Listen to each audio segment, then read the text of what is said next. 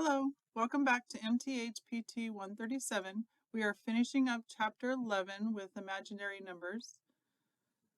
I'm just going to grab my pen real quick. Okay, so let's just answer this first question written on here. What is the meaning of the square root of -4? So square roots always ask us what times themselves equals a number. So let's switch it to the square root of 9. Well, the square root of 9 is 3 or -3. And that is because 3 times 3 is 9, or even -3 times -3 is 9. And either way, you still get 9, whether it's two positives, two negatives. The idea is that it's a number times itself. So if we look at the original question, what times itself is going to give us a -4? Well, you might be thinking 2. Well, 2 times 2 is a +4. Okay, let's try negative. -2 times -2 is still a +4. The only way to get a -4 is if you had one be positive and one be negative, which is against everything that the square root is asking, because square root's always what? A number times itself. Well, this is not a number times itself. It's a number times another number. So that's why if you try and plug something like this into most calculators, it's going to give you an error because you're asking the calculator to do something that's not possible. Well, there's always a way around stuff. So in mathematics, there were some mathematicians that were messing with this, and they got tired of leaving it as the square root of a negative. And they said, let's come up with a symbol that expresses this. So what they did is they removed the negative. And so the square root of -4 now looks like this. Square root of -1 times the square root of 4. Because the negative is the part that's causing the trouble. So that is still the square root of -1 times the square root of 4 is 2. So for a while they were writing it like that. And then they decided we need a symbol just for this right here, the square root of -1. And so in most of mathematics, they use an I for that. Now in this class, we don't use an I because I is current. And so we have to use another letter. Otherwise, we have one letter representing two different things, and we don't know when it's which. So we, in this class, use the letter J because there's nothing else that J represents in our class. And that comes from the electrical world. They use the I, and so they use the J because of the current in the electrical world. So we're going to use J. And it's that way when you do your assignment as well. Okay, so the square root of, so J is simply representing the square root of a negative number. And we use the 1 as the placeholder. So on example 1a, it's saying, what is the square root of 25? Well, let's go ahead and pull out the negative. And that leaves us with the square root of 25. The square root of 25 is 5. And the square root of -1 is J. Now, technically, the square root of 25 is a +5 or a -5. But I'll just let you know, in WebAssign, it's just going to ask you for the positive answer. So it'll just ask you for 5J. On B, we're going to go ahead and do the same thing. We have the square root of -1. Then we have the 45. Now, the difference between A and B is 25 had a whole number. 45 does not.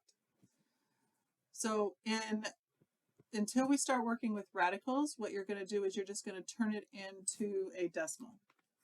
So we're going to go ahead and grab our calculator and do the square root of 45, which is 6.7082, blah, blah, blah. So I'm going to go ahead and just round it to 3 significant digits, which is 3 numbers, 6.71. And then because I have the square root of a negative, that means I have a J. So that'll be my final answer. Now, J is a number, right? J is the square root of -1. So we can represent multiple J's as some other items. So let's go through this chart. If J itself is the square root of -1,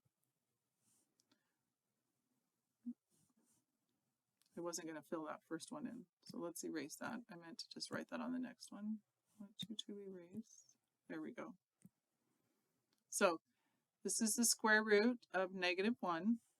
So j squared, let's think about it. If I square root -1 and I square that, the square undoes the square root, which just leaves me with the inside, which is -1. J to the third. J to the third is the same as j times j squared. J is just plain old j. J squared we just learned is -1. So if I take j times -1, I get -j. J to the fourth. J to the fourth is j to the second times j to the second. So what I'm doing here is I'm taking what I'm being asked about and trying to represent it as something that I previously know. I know what j to the first is, I know what j to the second is, and I know what j to the third is. So j to the second is -1. My other j to the second is -1.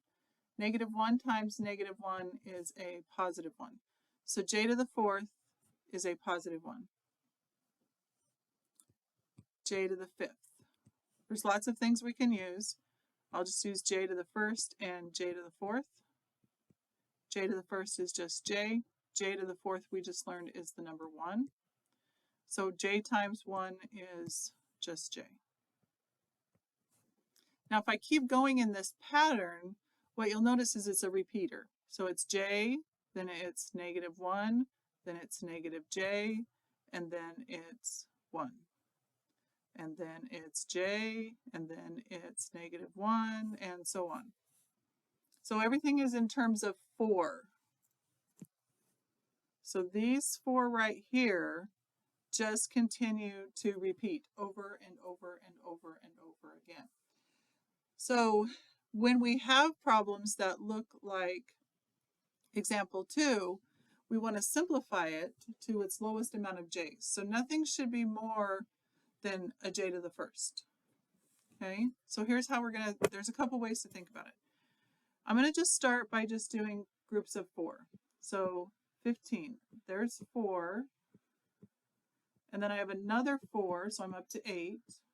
I add another 4, so I'm up to 12. Since I'm up at 12, I really only have 3 left. So all of the j to the fourth is the number 1. So that's 1 times 1 times 1. And then j to the third is -j according to our chart. So 1 times 1 times 1 is 1. 1 times -j is -j. So j to the 15th is exactly the same as -j. They are equal. You can do the same thing with j to the 21. So j to the fourth, j to the fourth, so I'm at 8, 12, 16, 20, 21. So this time I have 5 1s and a j. All those 1s is 1. 1 times j is j. So j to the 21st is the same as j. Now I really don't want to write that out for 72. Or, as you start getting really big, writing all those j to the fourths is just tedious. So is there another way to do this? And yes, there is. So on this 15 one up here, if we would take 15 and divide it by 4, we would get 3.75, which is the same as 3 3/4. So what it's saying is it goes in 3 whole times, and then it has 3 left over. So that means that j to the 15th is the same as j to the 3, because there were 3 left over, and then we know j to the 3 is -j. I can do that with 21 as well. 21 divided by 4 is 5 with 1 left over. So that 1 left over is j to the first. Now if I do it with 72, because I don't want to write all those 4's out, 72 divided by 4, 4 goes into 7 once, 3, 32, 18, excuse me, with nothing remainder. So if there's no remainder, that means you had entire groups, you had all 1s. So since you had all 1s, what you're really doing is you're just multiplying a bunch of 1s. And so a bunch of 1s multiplied together is 1. So anytime that they are equal amounts of groups, you're going to end up with the number 1. Okay, so the last thing that we're actually going to do in 11.5 is use the quadratic formula. Excuse me, I got to take a quick drink.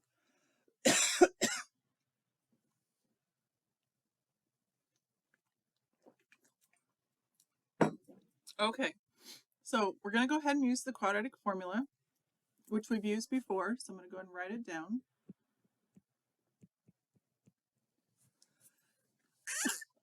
Oh, excuse me.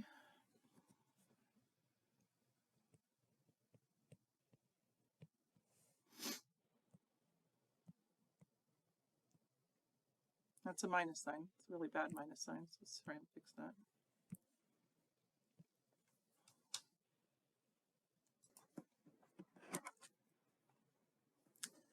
So first I have to identify A, B, and C.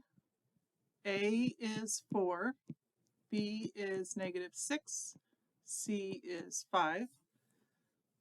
So we'll go ahead and plug those in. So we have the opposite of 6, which actually makes it a positive 6. And we'll go ahead and just do the plus for now. B, which is -6, must be squared, minus 4 times A, which is 4, times C, which is 5, all over 2 times 4. Start simplifying. -6 squared is 36. I'm going to do it from the other way because it doesn't matter in multiplication, and I can just do that easier in my head. 5 times 4 is 20. 20 times 4 is 80. 2 times 4 is 8.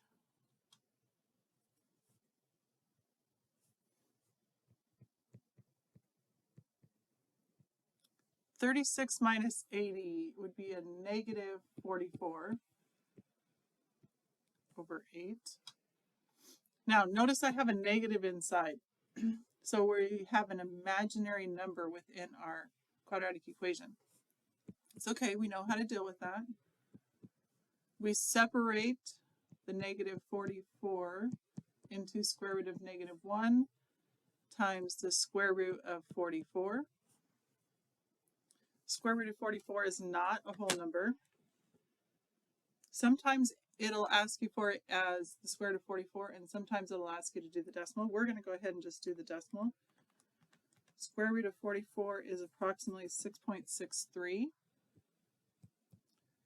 Now, because we also had the square root of -1, we have a j. So it's telling people that walk up and see this answer that you had a negative underneath the square root, since they can see the j. This is all divided by 8. 6 divided by 8 is 0.75. The 6.63 divided by 8 is approximately 829. And so there is one answer. Notice I'm not putting the 0.75 with the 0.829. That's because they're not like terms. One has a j and one doesn't, so I can't combine them. All quadratics have 2 answers, so I did it with the plus. Now everything along the way is going to be the same when I switch to the minus, except for the minus sign. So I don't have to redo it. I'm just going to rewrite it, but with the minus sign.